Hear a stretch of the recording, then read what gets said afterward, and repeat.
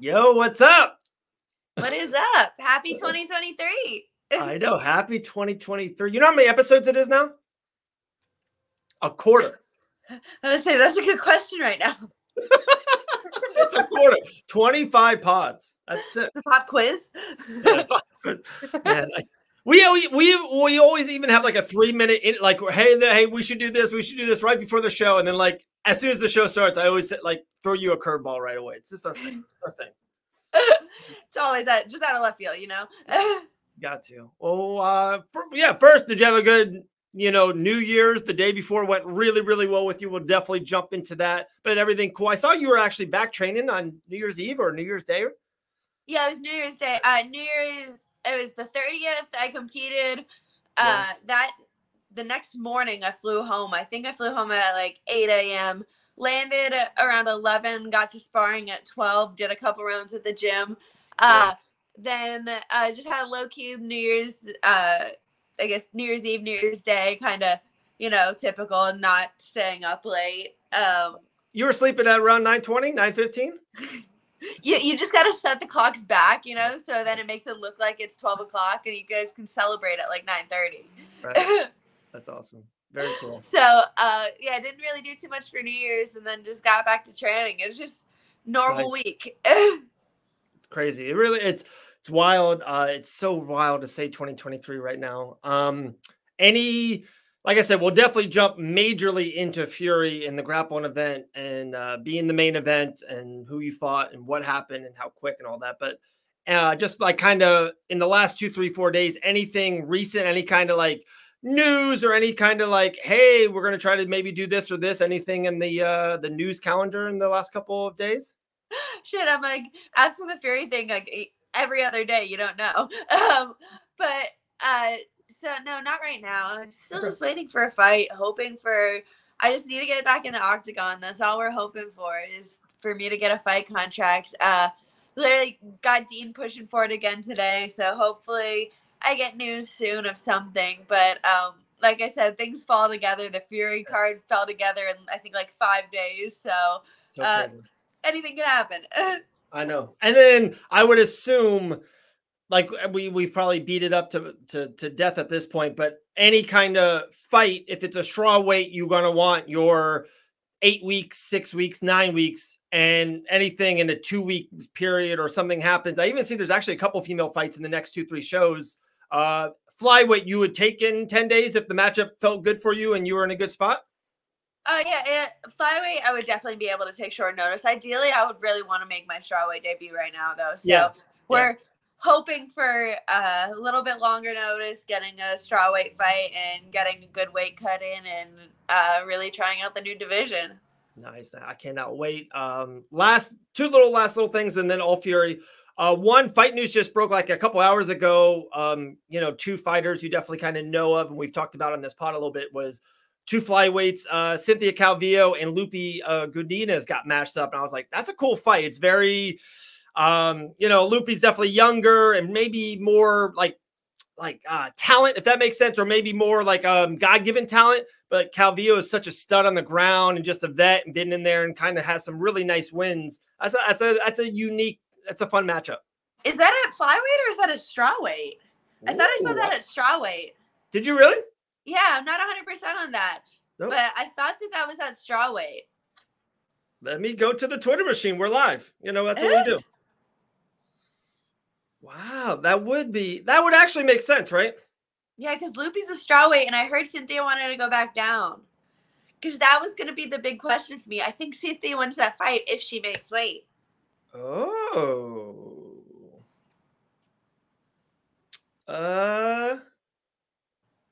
Nope, doesn't say.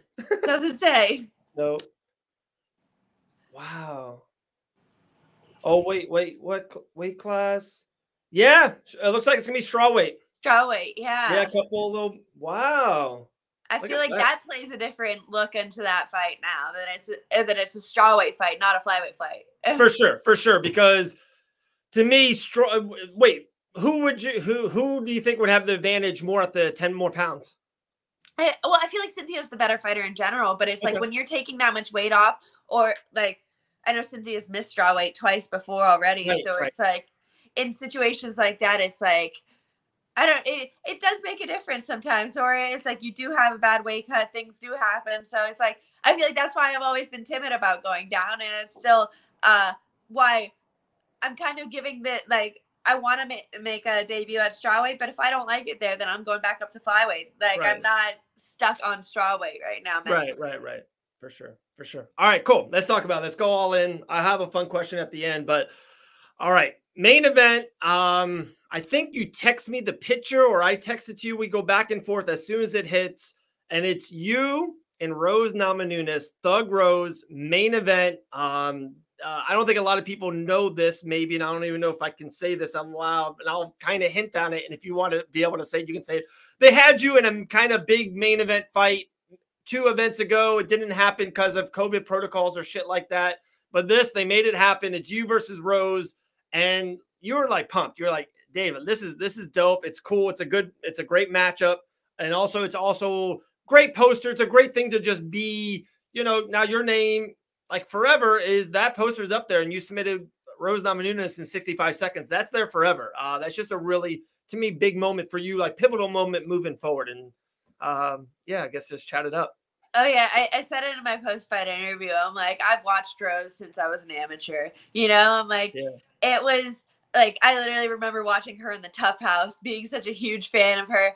On my my Facebook, that's now deleted, but on my Facebook, I used to have a picture that said it was like, work until your idols become your rivals.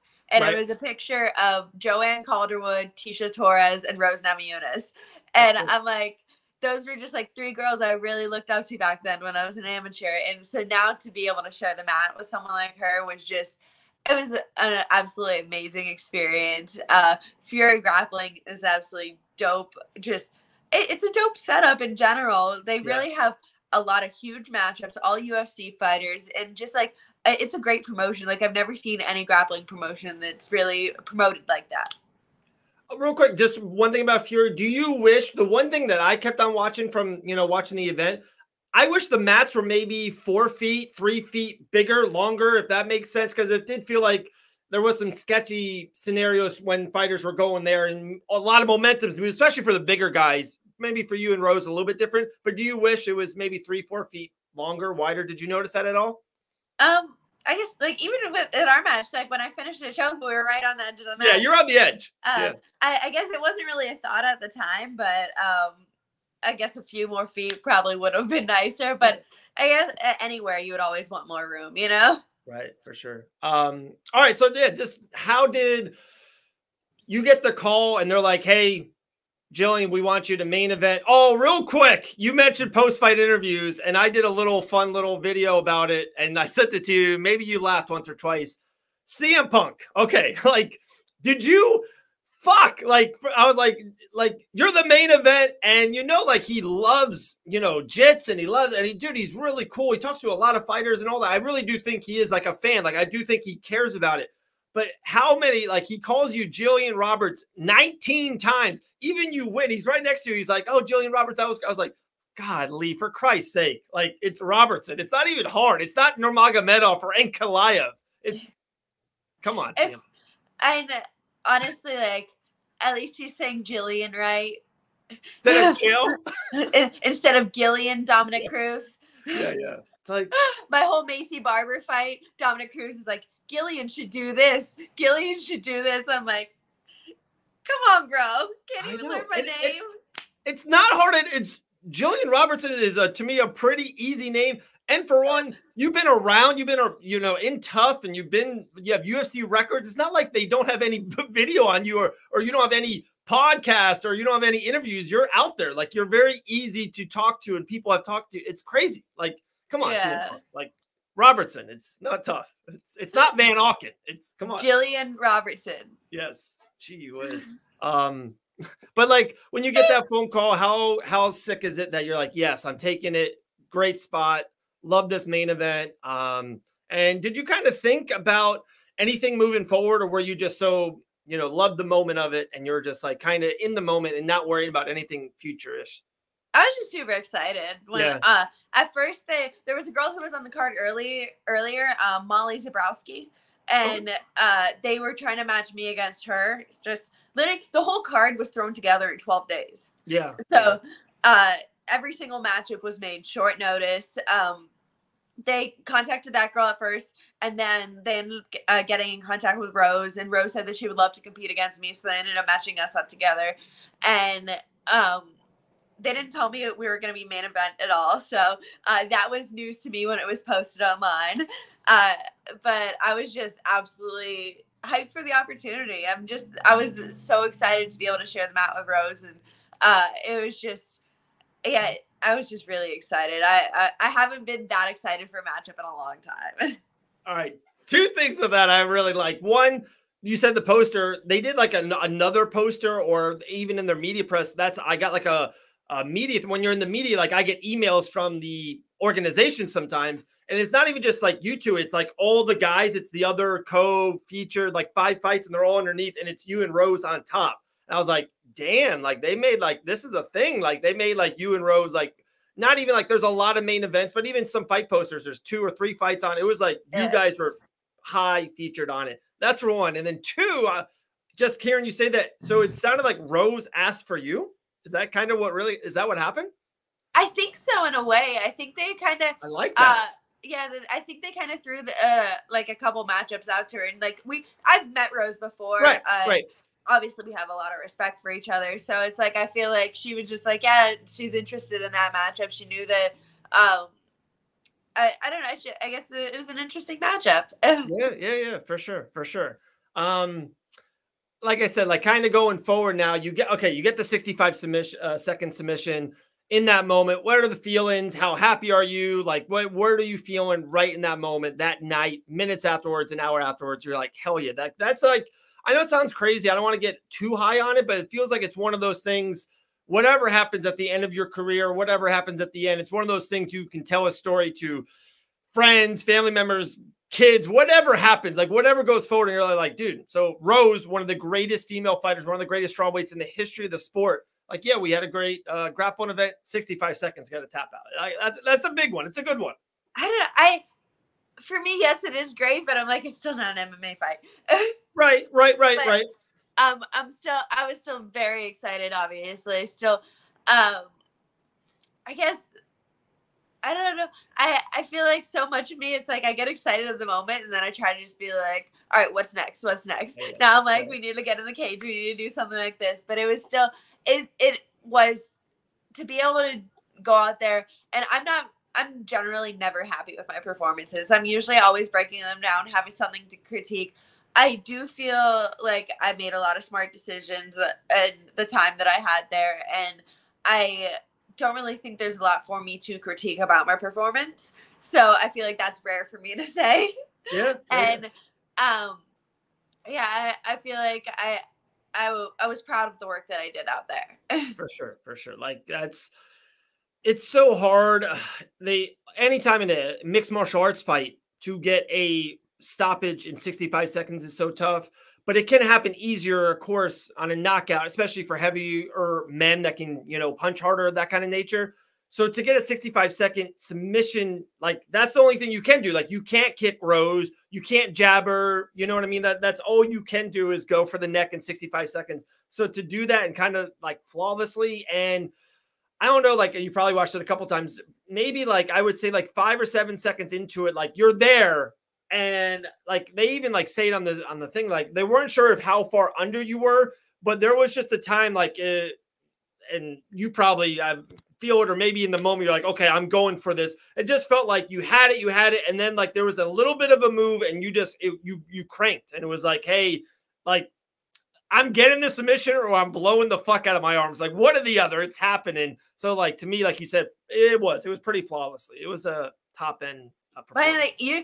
So if you see right after my match, I'm going up to my coach and I'm talking to him, and the first thing he tells me, he's like, well, you didn't do the game plan at all. Because I'm like, our game plan, knowing that I had 3 days of fight camp, I had 3 days where I focused on grappling, doing a 10-minute round with someone who's a 2-time world champion in the UFC is a long round, you know? 10 minutes of grappling is a long time. Yeah. So our game plan was to stall a little bit in the first 3 minutes, kind of like grip fight, be heavy, and then we were going to really start pushing the pace for the last 7.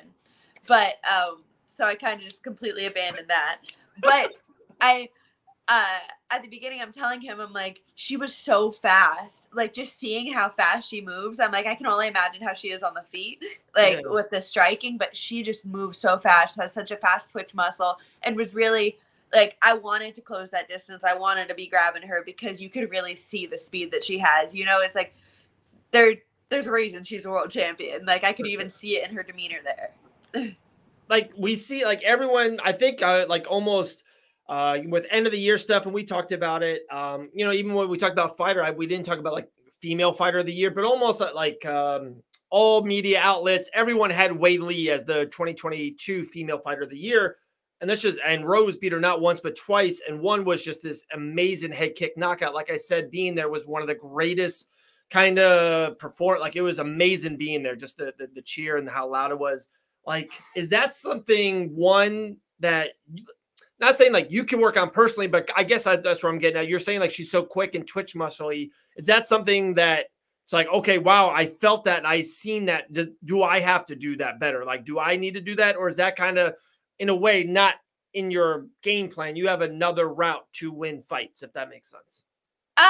Yes and no. Obviously, speed is always an attribute that you want to improve on. Right. But for someone like me, I'm not someone who's necessarily fast. I don't have that. So my goal is to slow you down. Yeah. So I'm going to start feinting with my takedowns and making you think a lot more. So you're not going to be as fast on your feet. You're not going to be as explosive in your striking because you're going to be too scared to go to the ground with me.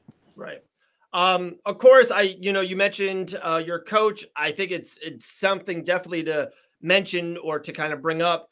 You know, you being there kind of in that 4 to 6 months range, you had one of the best, submissions and grapple, and you had one of the best submissions in the UFC. Seemed like amazing momentum. Seems like crazy good vibes and momentum. How, we talked about it when the switch and when you went over there. How do you feel now being 6 months in it? And do you feel like, holy shit, like I thought I was good 2 years ago or 10 months ago, knowing where you're at now being part of GOAT? Oh, yeah, I love being at Goat Shed. Dean's coming down twice a week now, so Dean's really being a part of it more. Nice. And we're really just it's really going to be looking good in the new year. Everything's really coming together, and I'm really excited to make a run at strawweight. Yeah, that's crazy. All right, so one kind of fun question, and then do you have like what was maybe one behind the scenes or one fun story maybe after the show? What's a good Fury story that okay. I have a good one. All right, come with it. You got it. So I think like me just being socially awkward, I feel like I talk shit to Rose whenever we said bye. So it's like after, like, she was in her locker room and I went to go say what's up and thank you and everything. And then whenever we were saying bye, and I was like, oh yeah, I guess I'll see you soon. And I was like, wait, fuck, I probably shouldn't say that. And then I was like, or, we'll cross paths eventually. And I was like, fuck, that probably sounds worse. So I'm like, did I just call her out? Yes, actually, there you go. There you go. There's that's you calling out Rose Namajunas. There it is. I'm like, I'm just socially awkward. It wasn't what it was meant to be, Yeah. Oh my God. And they had a bad night. Her and Pat. It just seemed like they had a bad night. Yeah, no. It's definitely rough. Even like she, everybody's saying like her post-fight interview was excuses and stuff, but it is the thing whenever like somebody you do care about is going out there and they lose, and then there's a lot of emotions in that. You do. We all took it short notice too. For sure. And I guess maybe the last thing on Fury is it seemed like Rose was just, we've seen her so many times. We've seen her in so many big, platforms and main event fights, and the her versus Joanna and just all this stuff, right? Her versus Wei Li and some like incredible stuff. Of course, her last performance was, we don't have to sugarcoat, it was one of the worst MMA performances ever. It was just a crazy little, like, she just didn't do anything right. It was just a horrible way to lose the championship. And this is kind of her first thing back from it. And just seeing it from afar, and you were there, and you were literally physical with her and media stuff. I heard from a couple different other people there. I knew a couple people that also grappled on that event. Everyone says she was just like off, like she just was not herself. And it's like, it's so wild that people don't think the psyche or the mindset into everything that you guys do. Everyone thinks it's so physical, but you hear all the time with greats of like GSP and Habib and all this stuff, like how much mindset into it. Just from afar, it seemed like Rose Namajunas was a little off mentally. Even like, I feel like even a grappling match like this, I remember after I lost to Macy Barber, I took a grappling match like a couple weeks after that against a girl who was like nobody pretty much. It was just like a young girl who was like an up and comer around the area, and she was an amateur, and it ended up like the grappling match just stalled out. Nothing really happened, and the other girl won a decision, and I lost. And like mentally, like I went backstage and I started bawling, crying. I was in the UFC. This was a grappling match against somebody who it's like it didn't even matter, and we like stalled out and went to a decision. And I was just like heartbroken because I just lost in the UFC. I already had that pressure on me. It's like you just want to be doing good in what you love. So it's like people don't know what this sport takes out of you mentally. Like every fight, every grappling match, everything, your heart goes into it. You pour your soul into this shit, training every single day. So it's like, it's a lot, and people don't know really like what she's feeling in this moment. Obviously, after going through her last loss, losing her belt, it's like it's a lot. It's a lot of pressure. Sure. I probably should have asked you this off air, so I'll do it on air. Kind of, that's what we do. Did you see or hear anything? It's kind of like everywhere now about the football player, about the Buffalo Bills safety who got hurt on, like, who kind of died on the field. Did you see any of that or hear any of that? I've heard about it. I haven't seen anything about it, but I saw that he's at least okay now. Yeah, he's doing so much better. Like, I guess maybe it's a loaded question then, but like, what's your like they so many people about football. It's like there's only so much you can do. It's grown men, 6'4" guys that weigh 250 pounds with helmets and pads running into each other and trying to tackle them. And then what you guys do is maybe the most, it's a called combat sport. You guys are punching and choking, and even a Gapapova at the end. And she was kind of like choking. She wasn't in a great spot. Like I guess like I said, it's a loaded question. How crazy is it that someone like on the football field doing something very normal? It's like almost like in an MMA fight. If you just like jab someone and they just kind of fell back and they needed CPR, it would be like, holy shit. Like, what did we just see? It's crazy. No, it's definitely, it's something that I guess it's like, it can happen like in any sport, any situation. Right. Like, it's just, it's a freak accident, and it's terrible to see, especially with like such high level athletes. Someone was talking to me about this the other day, and then they brought up that boxer, Pritchard Collin, who was punched in the back of the head. Right. And he's pretty much handicapped from this point, like he has trouble speaking, can't walk. Like it's a tough sport we're in. Anything can happen, and you hate to see it when it does happen, but like thankfully these cases are few and far in between. We don't see it often, but it's rough to watch when it does happen. For sure. All right, last fun thing for you, and then we'll let you run. Okay, so 2023, one thing that we talked about, we actually had Elle and Grant Dawson was on the betting show. We were just talking about like all kind of UFC champions, 2023, who they are right now, who can they be at the end of the year, anything in the middle, right? That kind of thing. And one thing, so with all the guys, like the flyweight through heavyweight, could be a lot of movement. It was so wild because like Izzy and Usman, like there's been so many mainstay champions, and like they lost. It's like a lot of moving parts. So I feel like the guys, it looks like Sterling's going to fight Cejudo and Francis is going to fight Jones. A lot of moving parts. But right now, all three or four, if we should say, right, Amanda's got two. There's no female championship matches even made up yet. And, we're in January and there's stuff happening in March, right? So there's no title fights like out there. And we're like, man, like I threw out there, I was like, I don't see Weili, Valentina, or Amanda, like I don't see a clear-cut number one challenger. Like I don't think any of them are going to lose their titles this year. Like that was my thing. Like I think it's going to be Weili, Valentina, Amanda, and Elle and Grant both said, and I was like, this is kind of a good one. They think Aaron Blanchfield can beat Santos, who they fight in Feb, And then Aaron will get the shot against Valentina probably in the summer, late summer, August, July, in that range, September. And they think Aaron can beat Valentina. And they see Aaron Blanchfield as the flyweight champion. I was like, whoa. I haven't watched enough of Aaron to say that. Okay. I've obviously was very impressed by her last fight. She looked wonderful against Molly, but I definitely haven't watched enough of her to say that she, like, to confidently say she can beat Valentina at this point. Okay. But also, and I need to look at the 115 division to really determine, but I'm like, the 115 belt just can't stay in one person's hands for more than one fight. So I don't see that holding in the same place. I'm not sure who's really in the division to take it from Weili at this point. But isn't it Amanda Lemos? I think she could be next. And Lemos has good jiu-jitsu, doesn't she?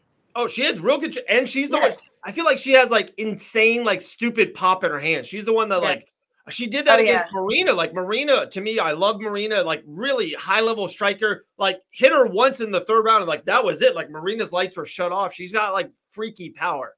Yeah. I'm like, I feel like the 25, the 35 and the 45 belt have been so like set in stone. And I see them being like that for a while, but the 15 belt has just been juggled around. And it seems like Joanna was the only one who could hold on to it. I will say this too, with you just mentioned that name. A birdie told me a week ago that they expect Joanna to fight in the UFC in 2023. Yeah, I know. I haven't even said that. I haven't even mentioned that out. No post, nothing. Just just throw that in the end of the podcast. That would definitely be interesting, and I'm definitely like shocked by that. I wouldn't expect her to come back almost. I feel like she's doing well in life and has she's doing so good. I agree with you. Like we've talked about this when she retired. Like she's got like so many great things going on. I don't even know particularly, to be honest. Like a lot of them I do, but just seems like you watch her as a social. She's like an advocate for so many things. She looks like she's set up easily for life. But yeah, I heard she's training again. I heard she kind of didn't like how the last one ended. And to be like, she wants like she doesn't want like a farewell tour, but she wants it to be known like, hey, this is going to be my last fight. Like she kind of wants that moment. Yeah. And I think she totally deserves it. She, like you said, she's, if not the greatest, one of the greatest ever to do it. So crazy. But yeah, and then also the other thing when I talked about the females being the champs, the one thing I can see too is, so they said Aaron, I'm like, okay, I love new ideas. I didn't think of that. I love that. I would love if Weili does fight in the March, April. I would love, I think, to see Weili move up and challenge Valentina at 125. I know she's so small. I know she's short. I know that's kind of like a part of her is that she's so heavy for 115 or so big for 115. 125, she kind of loses that. But just talent-wise, I would love to see Weili versus Valentina. I think that'd be cool. Yeah, no, that matchup is definitely obviously an interesting matchup. Both very explosive and both very dangerous on the feet. And especially after Weili's Weili, the way she came out against Joanna was like one of the most impressive things that I've seen in a long time in female MMA. Yeah, she's a badass. She is. She's now two-time champ. Crazy. So yeah, Weili, Valentina, Amanda. It's wild. I haven't heard anything about Amanda yet. Like there's like nothing at 145. Like I said, they could. Who's at 145? Huh? I said, who's at 145? I feel like they don't even have fights at 45 anymore. They don't even have challengers. I know. I really think, and we've talked about this so much. We would rather have a 105 than a 145. It just makes so much sense. But we'll see. I don't know. It's crazy. All right, there we go. Yeah, 29 minutes and 30 seconds. We did it. So crazy. 2023, an awesome performance by Rose. You defeating Rose. Insane. Who else on that card? The co-main. Oh, Chase Hooper. That was sick. That calf slicer was nuts. There's a lot of really good matchups on the card. I'm like, it was all UFC fighters. I was saying like Andre Petrosky and OSP, he was throwing that big boy around. I'm like, that is a very large man. Joe Pyfer and Eric Anders. Yep. And then I saw you. There was a picture with you and Phil Rowe and someone else backstage afterwards. And Phil wasn't happy with that. Katie's a badass black belt, and then obviously Phil was another competitor that night. Then Chase Hooper, that was an amazing calf slicer on Clay Guida, of all people. I say this all the time, and like that was a part of my video. Like, and you know, I've been on this for years. I really do think that grappling can get so big. And Gordon Ryan was on it, and like, you know, Ariel Helwani talked about trying to transition to MMA. He's like, dude, I make so much money grappling. Like, I don't need to get punched. Like, I make so much money. Like, I think Chase Hooper, like, no, like we talked about this and how young he is. Imagine if Chase Hooper, that's all he did was grappling. Like, that's all he did. Go to tournaments and even put on muscles, because they're, you know, Gordon Ryan to Chase Hooper is like an 80-pound difference. But I think Chase on the ground is one of the best I've ever seen. He's so fucking good. I love him on the ground. I never got to watch that match as in depth as I would have liked to. I was kind of, you know, walking downstairs, getting ready. But I did catch the finish, and that was something extremely impressive. So very cool. Awesome. All right. We're done 2023. I think maybe the next week or the week after, I think we should get a guest. We should do that again. We should, you know, someone from your gym, give him the spotlight. I know CJ Brandt, I think, is fighting on LFA today or tonight, actually, right? Tonight. Yeah, he is. Tonight. Maybe we get Dean on. I haven't talked to him in a little bit. You know, we'll see. We'll see if we can get him in the UFC budget, you know? Yeah. I don't know if we have, you know, that kind of. Yeah, that cash. I get it. Awesome. Well, G, it was always good. Mic Cuddles episode 25 in the books. 2023 should be a big one. We'll talk to you guys later. Peace.